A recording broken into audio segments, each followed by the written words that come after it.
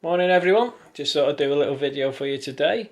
A little bit, two things that can help you with the camera. But before that, in case you're wondering, yeah, I'm on the mend, thanks very much. I've had the stitches out, so that's it now basically for 6 weeks before I go for a checkup to see everything's okay and decide if I can drive or not, which probably could do anyway now, but rules are rules. Yeah, I can get around a bit on my crutches, slowly, but you know, it's just muscle build up at the moment, so that's it. Anyway, onto the camera that I was going to show you today. Two things to help you about on the video, on the camera I should say. One's called a histogram.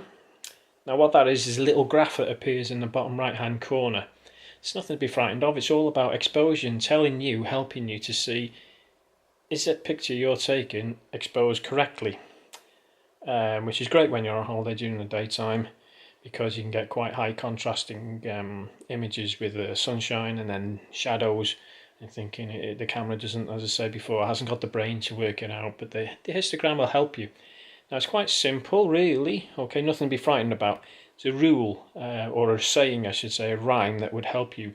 Right is bright, okay, left is a dark. So when it's to the right, all the peaks, like little peaks like heartbeat or a mountain range, whichever you like to look at it, when they're over to the right hand side of that graph, it means it's bright, overexposed. Okay, when it's to the left, you know, like somebody's just died or something on the heartbeat and it's going across, it's underexposed, very dark. Okay, so the mountain peaks really, for correct exposure, want to be roughly sort of in the middle, okay, tapered off at either end. That tells you a great perfect exposure usually, you know, and so that's what to think about. So I'll quickly show you on my camera. Ooh, bear with me, I nearly went flying then. I'll just turn around. Okay, there we have my camera. You can see it here in the bottom. Okay, and as I move that camera around now, look at what's happening, the differences where the peak's going. I'll put it up to the light and look where that big peak is, right on the right hand side, because it's overexposed, because it's shooting outside that window.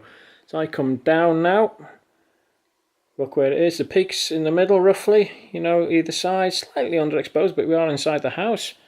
Okay, you see how it's moving over to the middle and to the right now. A bit bright because what I'm focusing on is a little cabinet here, just whilst I'm here, and look where it goes. That's saying it's quite nicely exposed there, isn't it, roughly in the middle. So you get the idea, okay? So that's that one. The next thing to bear in mind that I'm going to speak about, something as I move up, you can see probably there's lines on my camera, okay, in that viewfinder. Okay, it's just gone out. Let me just turn it on again. There we go. So perhaps I should have focused a little bit. There we go. Okay, now then, this is what's called rule of thirds. I'll turn around again to let you see me. Bear with me. Here I am. Right. Think of it as noughts and crosses. You've got two vertical lines and two horizontal lines. How many times do you see a picture where somebody puts the focus of the person, like you're looking at me now, right smack bang in the middle? It's got its place by all means, of course it has, and that's mainly, you'd say, portraiture or what have you, but not always. Sometimes the better photos are when you're slightly off to there. If I'm looking over here, okay, you can see me now on this side with the empty space where I'm looking. Same with landscape photography. Doesn't always work, because sometimes you've got to see. I was a couple of weeks back down to Lacra and the lighthouse, and it was a sunset. Now the clouds are basically what I was there for, and the colours in the sky, and I had to put the lighthouse in the middle because I would have lost what main thing I wanted, which was the sky. So I had to leave the lighthouse in the middle. It's a very nice photo. Now, as a photographer, anybody would say, you know, more advanced photographers say, well, you've got legs, move, and that's quite true. Use your legs to get in a position to get things correct. But as I said, this was a sunset, and for photography, light is very, very important. Had I moved and got to that position there, that light and that clouds formation that I wanted at the time would have been too light. I wouldn't have had it. Perfect example of this as well would be a rainbow. rainbows don't hang about for you to pose. It's got to be right place, right time. I've seen one or two on some of the photography pages. I thought, wow, how lucky were you? Once I've got a picture with a rainbow, and it was at Tilacra, but it was in the car park. That rainbow wouldn't wait for me to get to the perfect position with the lighthouse to be able to take it. So you need a bit of luck, be in the right place at the right time for photography like that. Now the rule of thirds is say, where those lines interchange, on the left, on the right, usually you can get a better looking overall picture by placing your main subject, whatever it is, where the lines interchange, and it just gives a little bit better. Okay, the times to break the rules, as I say, sometimes is not just like I've just explained to you, but symmetry. Sometimes smack bang in the middle, because it might be a building or a clock or something inside a building, and it's got perfect symmetry on either side. That's a great time to place things smack bang in the middle. Okay, when you're doing a landscape like myself, which is what I mainly do apart from when I'm doing the documentary candid portraiture, which is great, where do you place the horizon? You see quite a lot of times people put it smack bang in the middle, and you look at the sky and think there's nothing there. It's so bland. If you had a few clouds or whatever, great, or a bit of colour.